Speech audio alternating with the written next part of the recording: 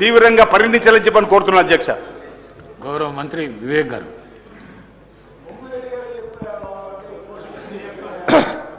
అధ్యక్ష, మొదలు కడియం శ్రీహరి గారి పైన ఏదైతే వివరించారో కౌశిక్ రెడ్డి గారు, దాన్ని తీవ్రంగా ఖండించేది అవసరం ఉంది. అసలు పెద్ద నాయకులు వాళ్ళ పార్టీలో హరీష్ రావు గారు, కేటీఆర్ గారు, వారిద్దరు కంట్రోల్ చేయాలి. ఎందుకంటే ఒక దళిత లెజిస్లేటరు ఎంపీగా ఉండే వారిపైన ఏదైతే ఇలాంటి వ్యాఖ్యలు చేసినారో అసలు వారికి లేదు, దళితులపైన ఏమైనా ప్రేమ లేదు. ఎందుకంటే మనకు తెలుసు, అప్పుడు కేసీఆర్ గారు దళిత ముఖ్యమంత్రి చేస్తానని చెప్పి పక్కకు పెట్టినాడు. తర్వాత చాలామంది దళిత సంఘాలు అరే వర్కింగ్ ప్రెసిడెంట్ అనేది చేయండి టీఆర్ఎస్లో అని చెప్పినప్పుడు లేదు నాకు కొడుకుని చేస్తానని చెప్పి కేటీఆర్ని చేయడం జరిగింది. అంటే దళిత వ్యతిరేకంగా ఎప్పుడు కూడా వారు వివరిస్తున్నారు, ప్రజలు చూస్తున్నారు. డెఫినెట్లీ మీకు తీవ్రమైన పరిణామాలు ఉంటాయి దాంట్లో. ఇంకోటి, రాజేశ్వర్ రెడ్డి గారు మాట్లాడేటప్పుడు వీరేశం గారి పైన వేరే ఏ పార్టీ అని అడుగుతున్నారు. వారు మర్చిపోతున్నారు, కేసీఆర్ గారు వేరే పార్టీ కాంగ్రెస్ పార్టీ నుంచి తీసుకొని మంత్రులు చేస్తున్నారు. ఆ సమయం అంతా మర్చిపోయినారు రాజేశ్వర్ రెడ్డి గారు. సో ఇలాంటి తరుణంలో ఆల్రెడీ నిన్న హరీష్ రావు గారు ఏదైతే రాఘవ కన్స్ట్రక్షన్స్ పైన వ్యాఖ్యలు చేసినారో, అరే వినండి అయ్యా, మీ గురించి మాట్లాడుతాం, మీ డిమాండ్ గురించి కొద్దిగా వినండి మంచిగా. వాళ్ళకు భయం ఉన్నది యాక్చువల్లీ.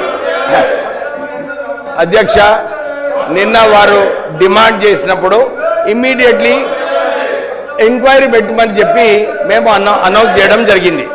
కానీ వారు మళ్ళీ కూడా ధర్నా చేస్తుంటే మా ముఖ్యమంత్రి గారు వచ్చి సరే నేను ఒక సిబిసిఐడి ఎంక్వైరీ పెడతానని చెప్పి వారు అనౌన్స్ చేయడం జరిగింది. కానీ వారు నిజంగానే ఎడ్యుకేటెడ్. సిబిసిఐడి ఎంక్వైరీ అంటే ఏంది, హౌస్ కమిటీ అంటే ఏంది అర్థం చేసుకోవాలి.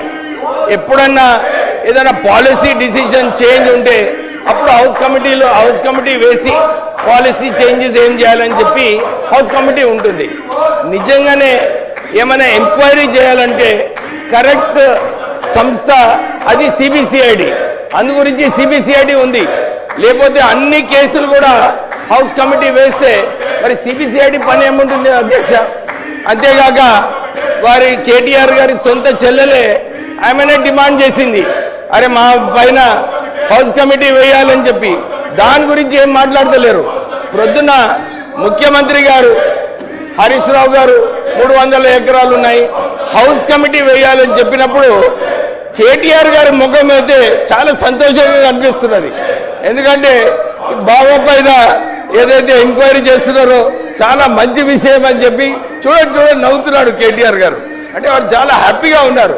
మా బావను ఇరికించినందుకు వారు చాలా హ్యాపీగా ఉన్నారు.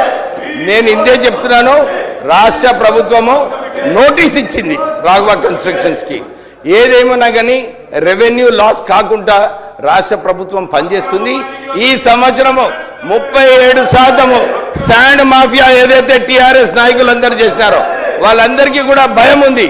ఈ శాండ్ మాఫియాలో మా టీఆర్ఎస్ నాయకులందరూ కూడా బయటికి వస్తుందని చెప్పి వాళ్ళకి భయం ఉంది.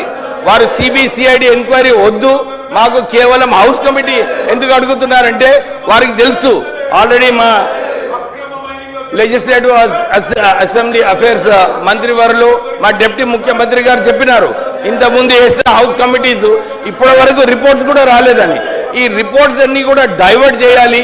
ఈ 10 సంవత్సరాలలో ఏదైతే అక్రమ మైనింగ్ జరిగిందో అవన్నీ బయటకు వస్తాయని చెప్పి ఆ భయంతోనే వీళ్ళు ఈ ధర్నా చేస్తున్నారు. అధ్యక్ష, వీళ్ళను తక్షణమే సస్పెండ్ చేసి లెజిస్లేటివ్ బిజినెస్ నడిపించాలని చెప్పి కోరుతున్నాను. Thank you. మంత్రి లక్ష్మణ్ గారు.